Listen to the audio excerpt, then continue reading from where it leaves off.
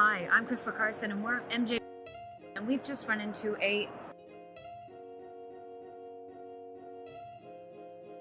and they have vertically integrated into multiple different elements of the cannabis industry. Now, a lot of people aren't aware of what a great opportunity Colombia's market really has, and Darren is going to share some of the reasons they. Well, thank you again for having us on to your show. Pleasure to be here. Pleasure to be at MJ Biz.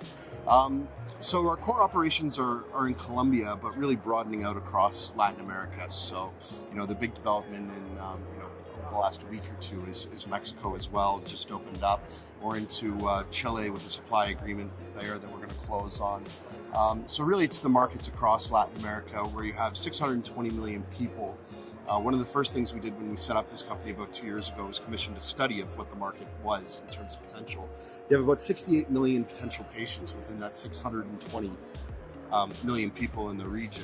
So that's across, chronic pain, anxiety, sleep disorder, depression.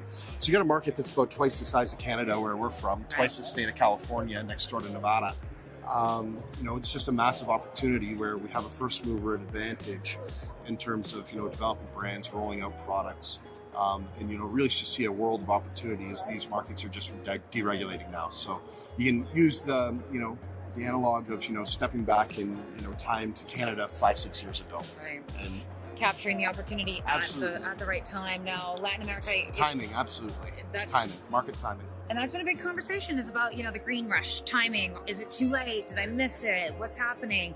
And obviously, you're really just getting started in the South American, Latin American nations, right? Sure. So, we as Canadians have had the good fortune to participate in this market for 5-6 years, since the first go public. So, Canada has a bit of a first mover advantage in terms of industry knowledge and a regulated environment that, translates into background, raising capital, things like that. But I think what a lot of investors, bankers, executives are saying is, hey, look, the Canadian theme has very much played out. We've had a big event with recreational, first G8 country to do so.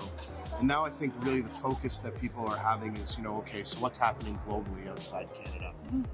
2 years ago, again, when we started Khiron, the concept at the time was, I'm going to use the good Canadian analogy, Wayne Gretzky's father, it's not where the puck is, it's where the puck's going to be. And we said, hey, look, lots of well-capitalized companies with first-mover advantages in Canada, competent management teams. So, yeah, we can go in, raise money, and compete there, or we can say, okay, where the next market's going to be.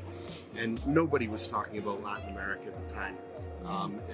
Now you see a substantial amount of interest with new market entrants. And, frankly, we look at PowerPoints and we say, oh, I wonder where they got that from. Plagiarism is the greatest form of flattery, but hey, I'd rather be the one being plagiarized than plagiarized. Yeah, being a leader. And recently, you had brought on a new ambassador for your beauty line. There was a beauty line product. So what's that all about? Yeah, it's a female angle to the investment opportunities. So it's not only a female angle, but it's looking at an angle that is consumers and not just patients. Right. So it's a diversification of the addressable market potential that we have within Latin America. It's a CBD-based line. Former host of Survivor in Colombia, judge of Colombia's Next Top Model, soap opera star. Soap operas are huge in Colombia. They're household name stars. Yeah. So she's come on to support us with that. But it's a full line of products for women. It has an INVIMA approval, which is a FDA Health Canada equivalent in Colombia. Okay. Level 4 health organization, same as FDA in Canada. Right. These products were part of our strategy to, again, diversify out addressable market potential, but also reach the market with the first products, the first cannabinoid products to be commercially distributed at scale. We have agreements with Farmatado, Farmalisto, and one of the large wholesalers in Colombia. This stuff is just flying off the shelves. Like, you can't get product in Bogota, it's gone. Wow. So we're ramping up the supply. We're looking at entering new markets with it. And we expect momentum to continue building. These are first of their kind products, and again, the Colombian licensed LPs, we've now achieved first revenue.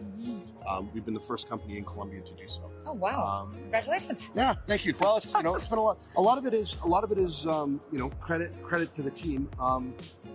These markets are all about legalization of what was previously licked markets. So what is the cornerstone of, the opportunity is regulation and deregulation. So if you don't fundamentally understand how that system works and the nuances of it, you're walking around in the flash without a flashlight in the dark, right? Yep. Our flashlight's a guy named Juan Diego Alvarez, who wrote the Colombian regulations. So when we reviewed the Colombian regs in terms of how can we expedite timing to market with products, we came up wellness would be an expedited review process. The formulations were known, and all we did was add CBD into well-known cosmeceutical formulations for women. We'll do a men's line. We'll maybe look at a kids line. So there's a lot that we can broaden it out to. I mean, we started with women, but we'll go from there. Women in Latin America consume a lot of cosmeceutical products. It grows every year. It's multi-billion-dollar market, and we have a good product line in there now. That's amazing. Well, thank you so much for joining us today, Darren. Always great pleasure. To see you. Yeah, Thanks. you as well. Take care. Yeah.